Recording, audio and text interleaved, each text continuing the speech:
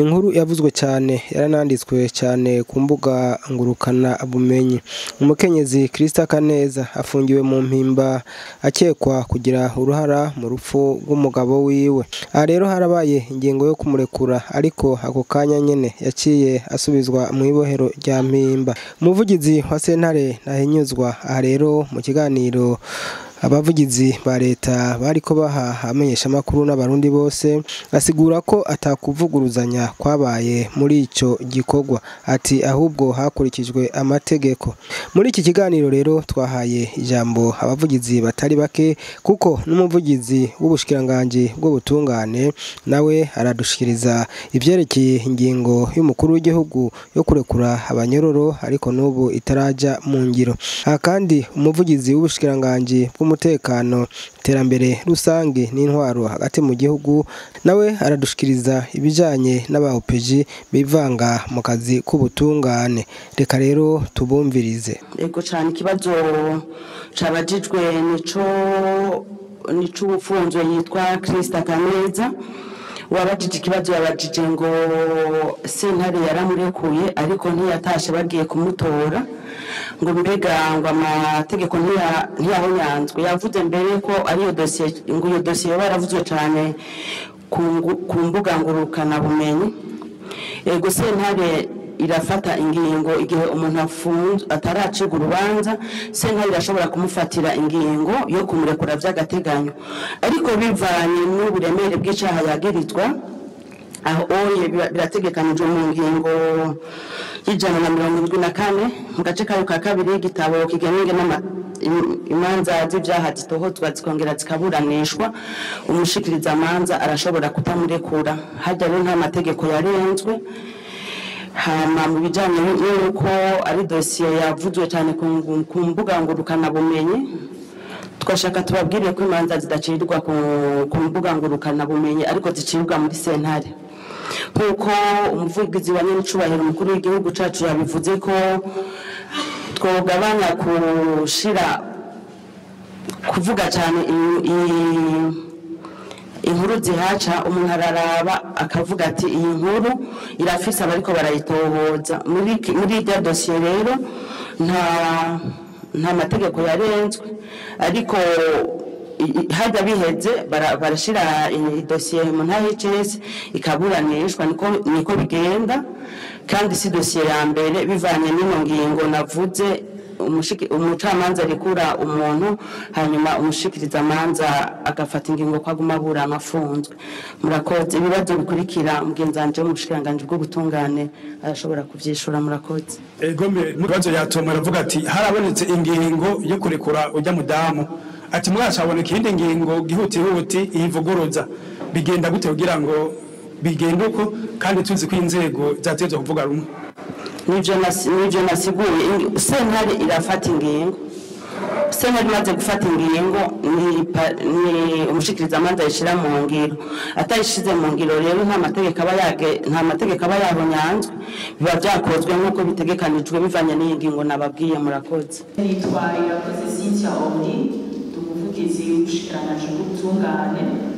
Hariho umumenyesha makuru yabajije ikibazo cerekeye ikigongwe n'icubahiro w'igihugu cacu Burundi yahaye abafungwa, bakavuga bati ico kigongwe catanzwe ko haheze amezi 3 ariko nagomba ndamwibutse yuko iryo tegeko ryatewe ko umukono itariki 5 Muharane uyu mwaka.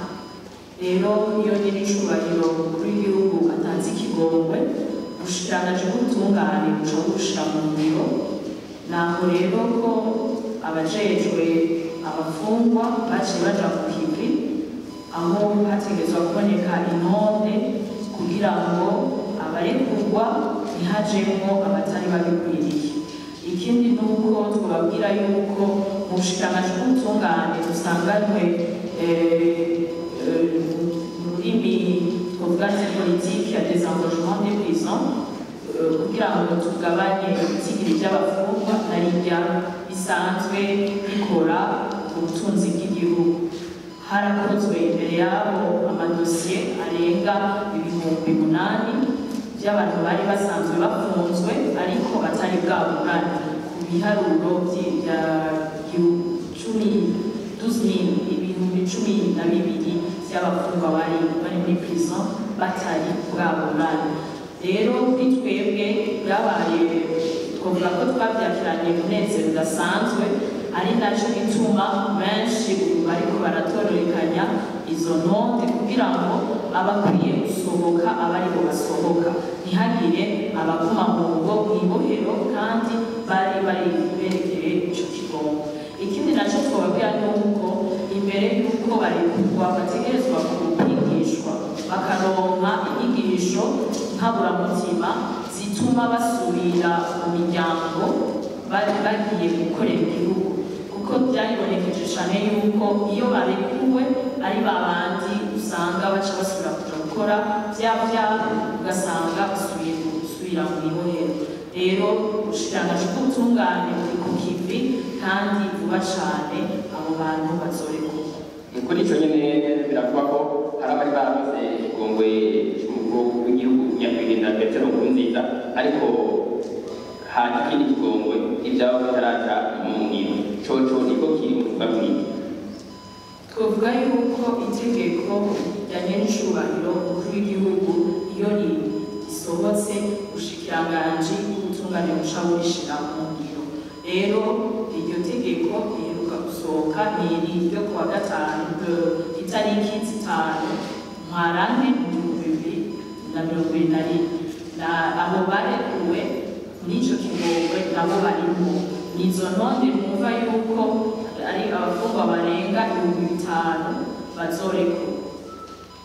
Ego tumaranye ikindi kibazo gikurikira abafite mu cyo kitanye cy'ubutungane ku bijanye n'abasabye kumanza zabo zosubirwamo zarasubiyemo mugabo no munsi ntangishwaro mugira ko bitandukanye. Ego mu kwezi kwa Gitugutu nyakubahwa umushikiranganji w'ubutungane yaratanguje isekeza aho yasanze imanza nyinshi zasaba ifutwa n'isubirwamo n'imanza zarenga 3,400. Mu ntumbero yo kwegereza ubutungane abenegihugu na cane cane kugira ngo wa mwenegihugu mutonya yahora arinda kuja Bujumbura kugira ngo asabe iryo futwa no kumufungiriza urugendo, na nirya benshi usanga ari bantabikora. Ntihajya mwabonye yuko hariho imigwi myinshi yashitse ku kivi, benshi bakaja mu intara zose zigize igihugu c'Uburundi bakagenda kugira ngo babumvirize ukuvuga mbere hoho baje kwitura ubushikiranganji bumvirizwa n'umuntu umwe, ariko nyakubahwa umushikiranganji w'ubutungane kugira ngo yabonye yuko hari n'igihe bishobora ko umuntu arenganwa yumvirijwe n'umuntu umwe arashiraho iyo migwi. Rero mu ntara barumvirijwe kandi yaragize n'ingendo arishikira ku kivi arabona ko abenegihugu babishimye. Ariko rero kubera ko uburemere bw'ayo madosiye iyo migwi yose yaramushikirije ico cegeranyo, iyo madosiye arenga 3,400, murumva yuko nayo ari amadosiye akwiye gusubira kugira ngo asome hama yongere atereko igikumu. Rero nkaboneraho n'akanya ko kumenyesha ko kurya kuntu bashitse mu ntara zose z'igihugu ari nako inyishu zizova muri ayo madosiye bazozironka mu ntara ku ntara. Rero abaza umwe mu bushikiranganji ashaka ko idosiye yiwe isohoka numva borindira bakaza bagashika ku imigwi umushikiranganji azorungika igashika ku ntara, ari nk'intara ya Bujumbura Meri canke Rumonge, ariko ku ntara niho hazoboneka inyishu z'izayo madosiye. Murakoze.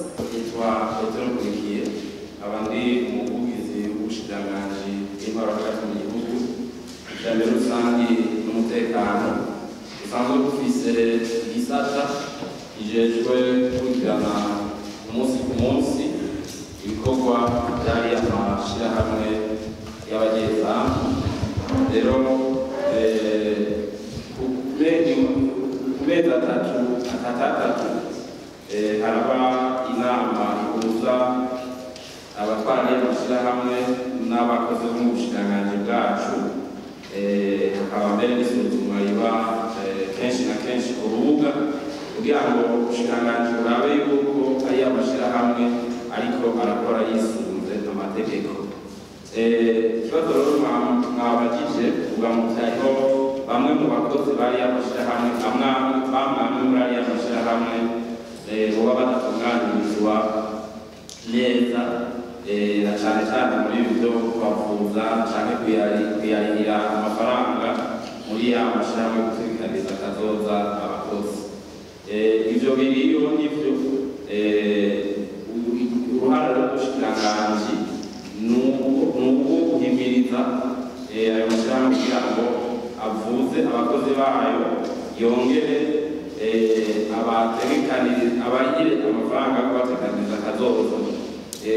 Ubushikiranganji rero bugarukira cyane cyane guhimiriza, ariko iyo barenze kuri ibyo ni ukuvuga ntibabatunganirize, hariho amategeko ajyanye n'akazi agenga akazi ngaha mu Burundi. Ayo aravuga kungene umukozi iyo aratunganirijwe n'umukoresha wiwe aheza ingene aheza akamwitwarira.